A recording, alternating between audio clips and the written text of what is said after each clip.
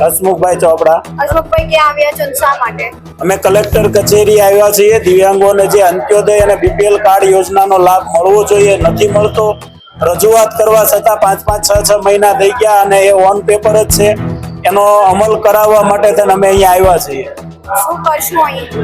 અહીંયા હવે રજૂઆત કરી છે, આગળ પણ કરી હતી પણ જવાબ નથી મળ્યો. તો હવે ફરીને રજૂઆત એક વખત કરી જોઈએ કે શું છે, જવાબ આપો. અમારે અહીંયા આવવું પડે એક શરમજનક ઘટના કહેવાય કે અમારે આ જે કન્ડિશન નથી ચાલી શકતા એ બધાને અહીંયા લાભ માંગવા માટે આવવું પડે. જે યોજના છે આ સામેથી આપો ને. અમારે ચાલવામાં જો બધાને જાણે જ છે કે દિવ્યાંગોને કેટલી અગવડતા પડે. એ આખા સુરતમાંથી બધેથી દરેક ઝોનમાંથી અહીંયા આવ્યા છે તો એને કેટલી પડે એ તમે મીડિયા લોકો જાણી શકો છો કે કોઈના સહારા વગર ના ચાલી શકે એને અહીંયા આવવું પડે. એ એક ખરાબ ઘટના કહેવાય.